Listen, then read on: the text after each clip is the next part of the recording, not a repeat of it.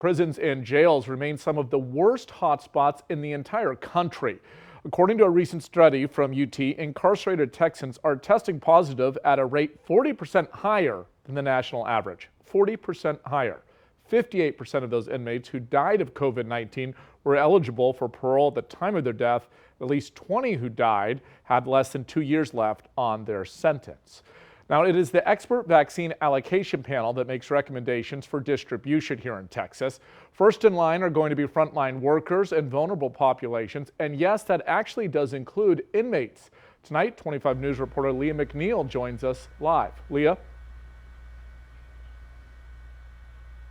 Well, Todd, under the CDC's guidelines, there are over a dozen groups that do qualify as a vulnerable population. And believe it or not, the prison population does fall under a vulnerable population. Now, as of right now, there isn't any clear plans as to how the vaccine will be distributed within our jails, but that's only because there are quite a few groups who hold priority over them. As a healthcare worker herself, Amy MERSIOVSKY says medical workers play a vital role in caring for and preserving the lives of COVID-19 patients. It's truly our job in life. We do put ourselves at great risk when we enter this profession, but we also have to be protected. After healthcare workers are other frontline employees, followed by vulnerable populations, with inmates falling under people who are at a high risk of catching COVID-19. They will have the option to get the vaccine. The vaccine will be made available to them. We are still in discussions as to how that's going to be put out. The National Library of Medicine stated their dormitory-like living quarters can make basic hygiene hard to maintain. They are, since it's a large combined group of people, they are in the process of getting vaccines to them as well.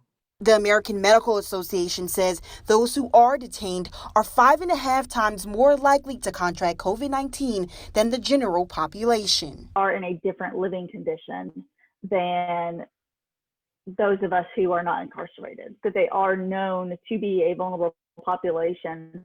All of that is going to be taken into consideration when it comes to dispersing the COVID-19 vaccine.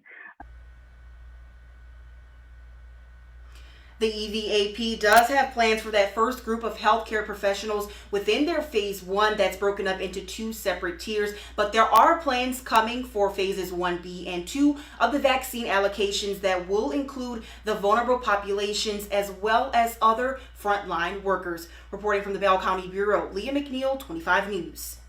LEIGHA, thank you. Now, the week 1 COVID-19 vaccine allocation list has Baylor, Scott and White, and Temple getting 3,900 doses. Hillcrest and Providence Health and Waco will each get about 1,000 doses. The first shipment of those vaccines may fall short of expectations.